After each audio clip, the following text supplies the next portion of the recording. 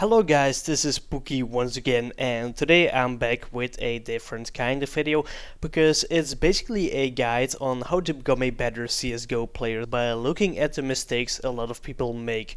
Recently I've been getting a lot of new people into CSGO, and because I'm a pretty experienced CSGO player myself, I noticed a lot of mistakes I see a lot of people make. Even globals aren't perfect CSGO players, and that's also what I like about Counter-Strike. It's a hard game in the beginning, but with a lot of effort and practice, you can become a really good player. So when you recognize some of the mistakes of this video, don't feel bad, because it's important to note that in every mistake there is a potential for growth. So make sure to stick till the end of the video to get all the tips, and I hope you're ready to become a better Counter-Strike player, because here we go. CSGO is just like Battlefield and Call of Duty, an FPS game, and one of the things that's really important in first-person shooters is crosshair placement. When I'm playing CSGO with my friends who have the rank Master Guardian, I notice that most of them still have really bad crosshair placements. Reflexes and aim are really important in CSGO, so why not make it yourself a bit easier while with aiming at where a possible opponent could be at.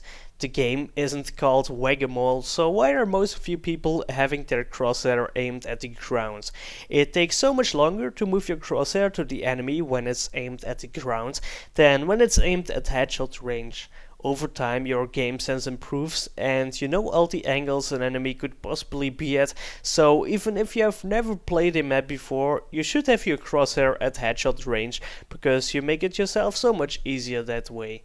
The second mistake I see a lot of people make is having a terrible aim, and one of the reasons why CSGO is considered one of the more difficult FPS games is because every weapon has a recoil pattern. It's not like Call of Duty where you have laser accuracy guns and you can simply out-aim your enemy by holding down the trigger and just kill them that way. In CSGO there are three basic steps you have to follow in order to aim.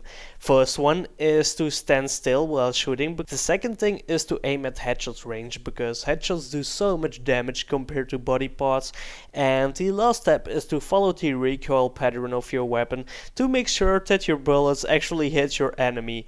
Make sure you know at least the recoil pattern of the AK and the M4, and there are a lot of workshop maps on which you can practice your recoil pattern, and after a while you will get the muscle memory for it.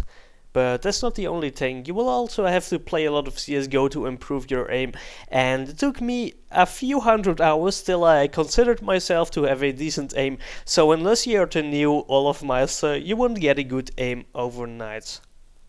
CSGO is a team-based tactical shooter, so to win competitive games, you will have to learn how to play as a team.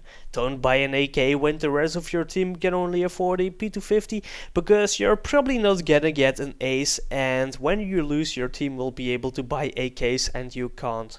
So you will have 2 rounds where you're gonna deal less damage than when everyone would have had full equipment. So guys, please look at your teammates to decide if you're gonna do an eco or if you're gonna buy.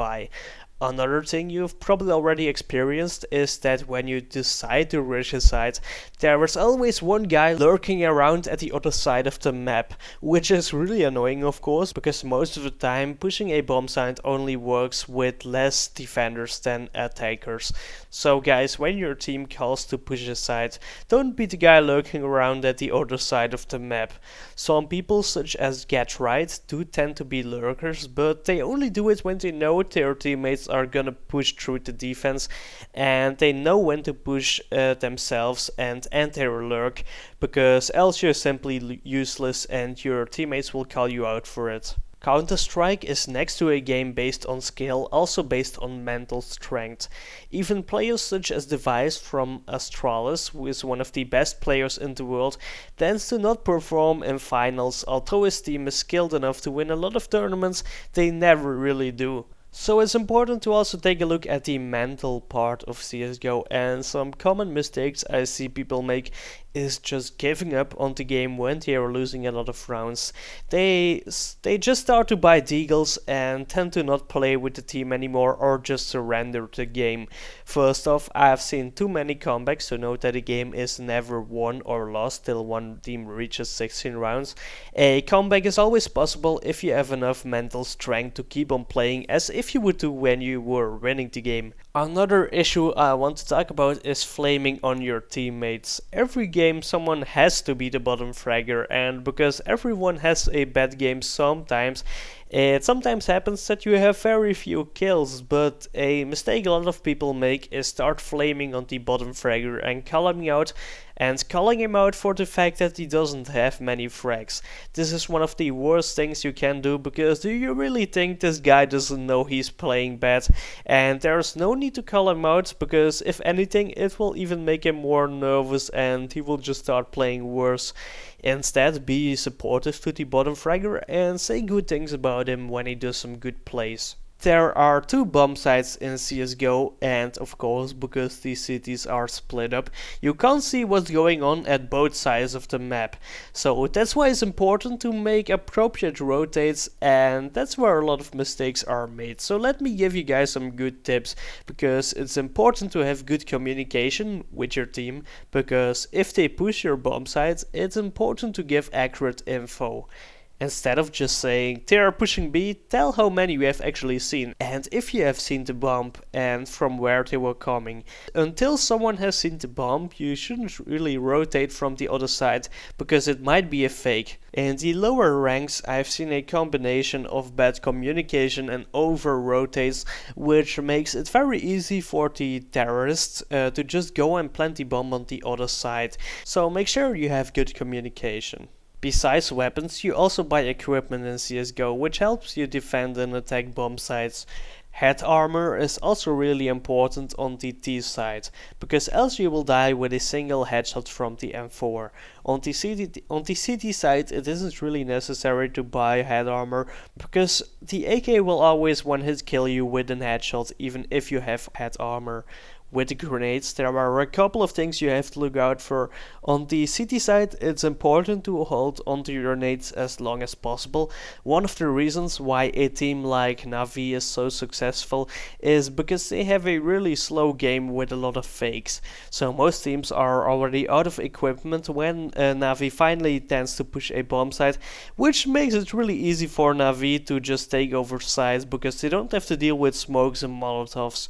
So guys, don't waste a lot of smokes and flashes in the first 40 seconds of the game, because you will need them when the push finally starts. It might seem strange, but one of the mistakes I made when I started to play CSGO was playing too much competitive.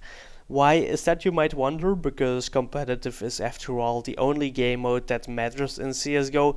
Well, basically because you don't really improve your raw skills in competitive. There's a reason that when you go to soccer practice you aren't gonna play games the whole time, but instead do exercises which focus on all the aspects which are needed to become a good football player.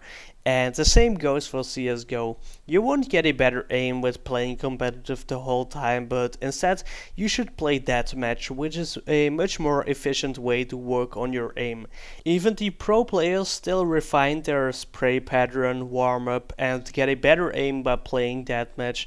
So when you're new to CSGO, make sure to play a lot of deathmatch, because that's the fastest way to get a decent aim, and a good aim is one of the most important skills of every Counter-Strike player. And the last tip I can give you is that you shouldn't really care that much about your rank in CSGO, and by that I don't mean that you shouldn't be trying to win, but just that when you seem to be stuck at a rank or just G rank, you shouldn't be too sad about it.